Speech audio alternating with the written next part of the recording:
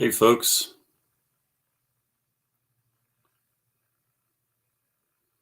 Hope everybody's doing okay today.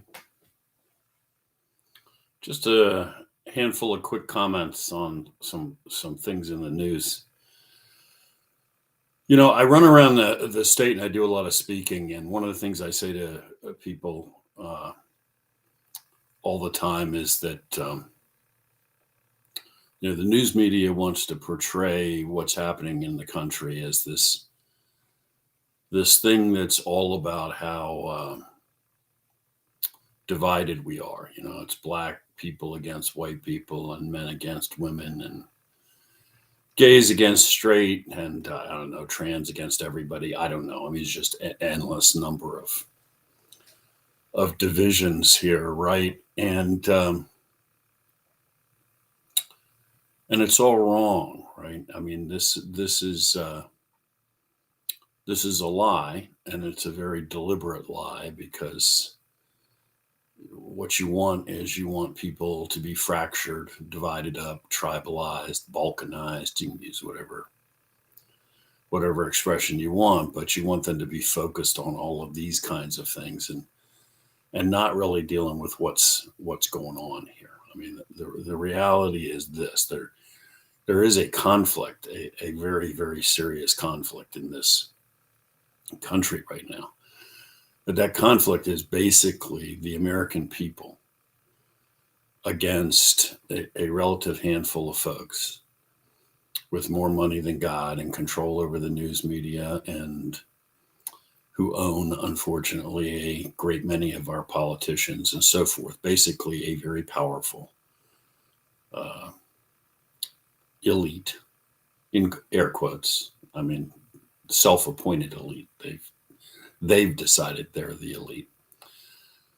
And the whole deal is that, we get to maintain the trappings of a constitutional republic. We get to go vote, sort of make ourselves feel better.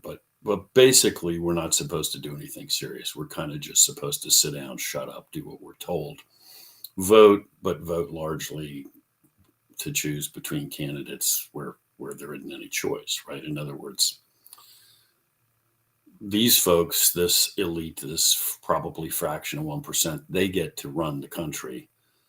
All the folks who actually fight the wars, pay the bills, pay the taxes, do the work, they're supposed to do what they're told. And I think that's kind of the central dynamic at play here in the country. And pretty much every day there's something that happens in the news where I look at it and I think, okay, well, this is the most graphic illustration you could ever imagine of this. So today, one of the breaking pieces of news is the revelation that it appears that President Zelensky and a bunch of his cronies have siphoned off at least $400 million of U.S. aid money to Ukraine and put it into their pockets. And one can assume that's, let's put it this way, there's no evidence that $400 million would represent the full scope of what's been stolen and embezzled. That just happens to be what we have evidence of right now. So, none of this means that Vladimir Putin is not a thug. None of this means that Vladimir Putin's invasion of Ukraine was justified. It's not where I'm going with any of this. What I'm saying is we're throwing billions and billions and billions of dollars downrange to a country whose people may be great folks and are fighting for survival, but a country that is notorious as being one of the most corrupt in the world, right? I mean, it's in Europe, it's ranked as, well, let's put it this way, the only country in Europe that's ranked as more corrupt than Ukraine is Russia.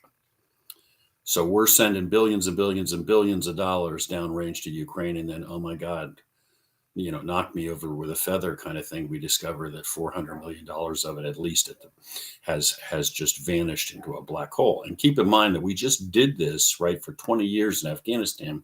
And we got a stack of reports from the Special Inspector General for Afghan Reconstruction that show that huge amounts of that money ended up paying for houses in Geneva and hookers and drugs and everything else. In other words, a whole bunch of that money went right into the pockets of Afghans, never made it to the people, never made it to combat operations, never made it anywhere. It was just stolen.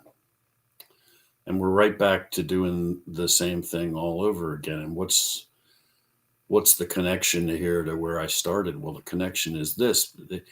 There are people in this country getting fabulously wealthy off of this war in Ukraine. Corporations whose stock has gone through the roof. There are folks at the top of the heap here. While the average guy is dying in Ukraine and probably not getting the aid that we're sending, there are folks at the top of the heap here in the United States, just like in Ukraine, who are just like pigs at a trough. We're back to the same dynamic.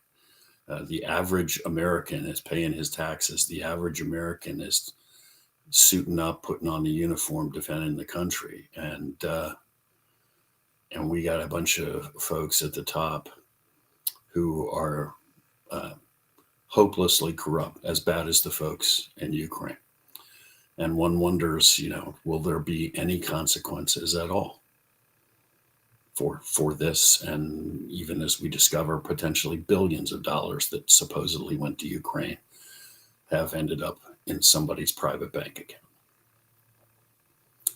This is the dynamic. This is the fight for everybody in the country right now. The fight is not black against white, man against woman, or any of the rest of that. The fight is to take the country back for the people of the United States and restore us to the constitutional republic we were supposed to be. Talk to you again soon.